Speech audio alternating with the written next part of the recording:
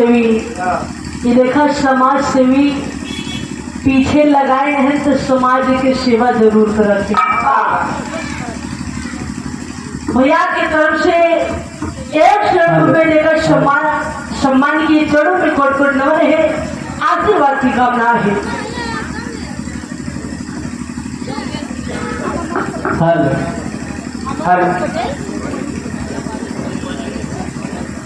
परमालिकम सधे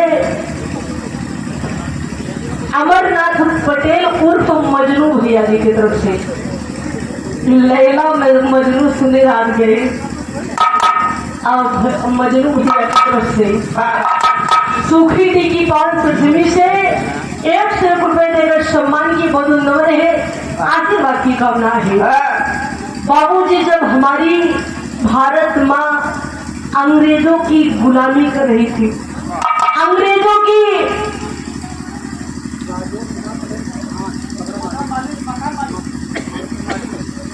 अच्छा ये देखिए राजेश कुमार प्रधान जी ये मार्केट के मालिक हैं। जितना कमरा है हमका लगा तो नहीं का है, अपने नाम के मार्केट होगा है। कि प्रधान जी के तरफ से 201 रुपए देकर सम्मान किए।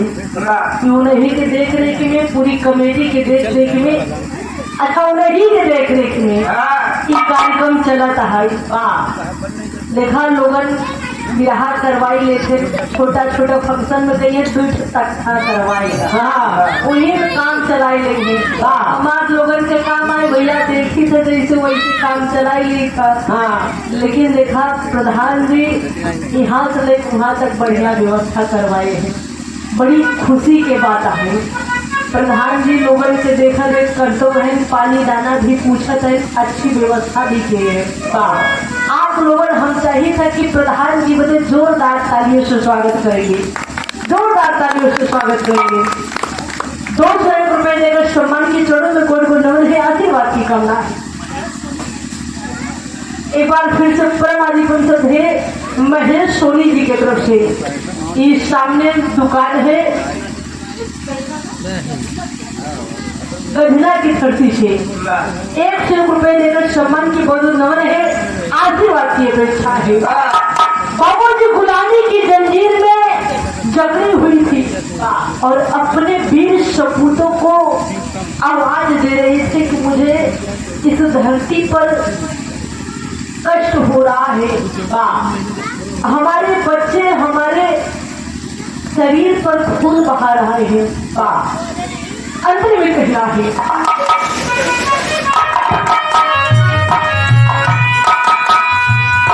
बड़ी हल चाहे बड़ी कश्मीरिया, बड़ी हल चाहे बड़ी कश्मीरिया, अरे पैदल लाला जननी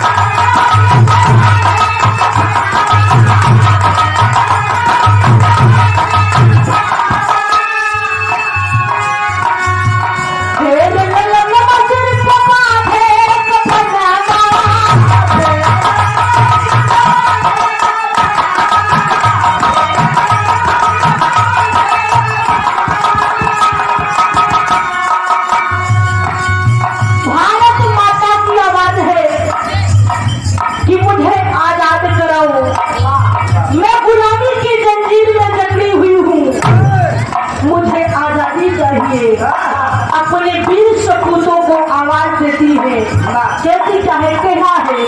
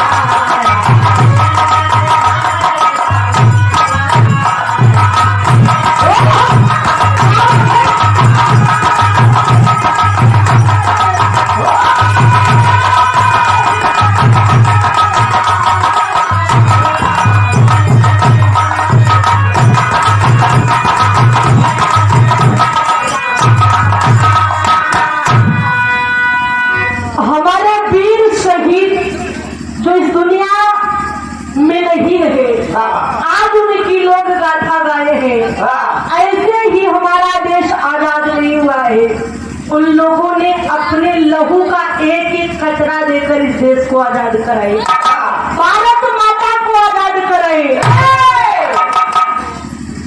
हम ऐसे ही नहीं आजादी का उत्सव मना रहे हैं, उन शहीदों ने हंसते हंसते हुए फांसी झूले हैं। किसी का बेटा गया है तो किसी के मांग की सिंदूर गया है, तो किसी की बहन का भाई गया है। आज हम उत्सव मना रहे हैं, हर्ष उल्लास के साथ एक साथ हर्ष गा रहे हैं। उन शहीदों को हम लोग जितना नमन करें, जितनी तारीफ करें कम ही है। उन्होंने हमारे लिए क्या कुछ नहीं किया है। अगले अंतरे में कह रहा है, कई बार पाजी लड़ल मात खाया, कई बार पाजी लड़ल मात खाया, अरे पुरख वाला घघरा से नदिया लगा।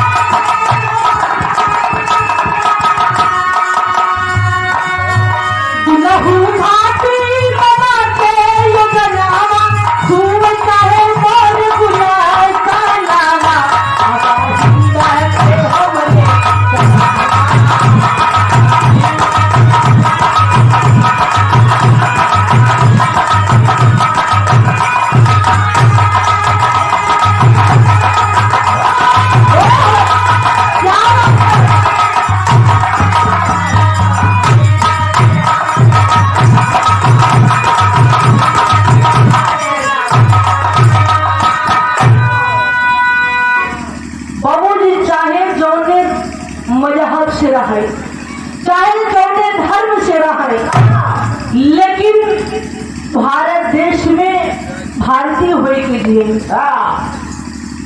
देश के शान है ना। आप लोगों देखा दिन आतंकवादी घुस गए पहलगाम में, धर्म पूछ के गोली चलाए रहे। अपन सरकार हम चाहिए चाहे देशों भी हुई, लेकिन इतना है कि मुंह तोड़ जवाब दे। अगले अंतरे में कहना है,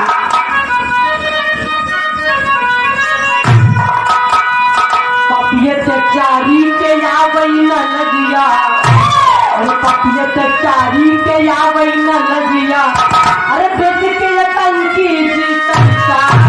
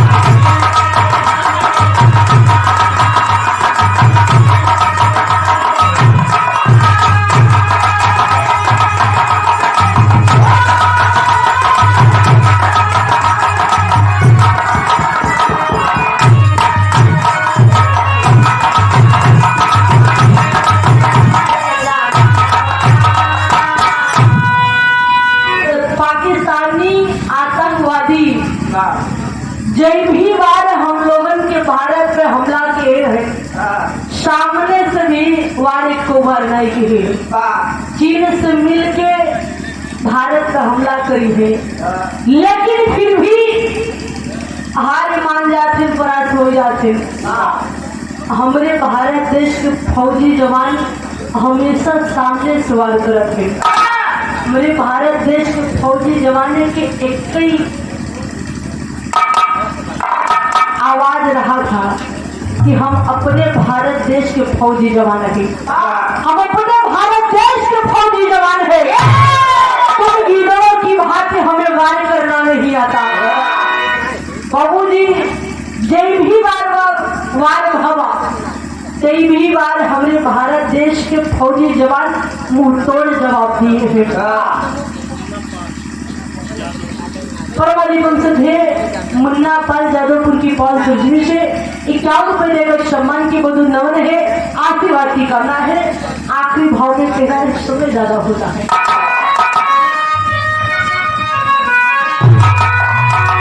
खुद के सीजन सजो वही समनवा, अरे खुद के सीजन सजो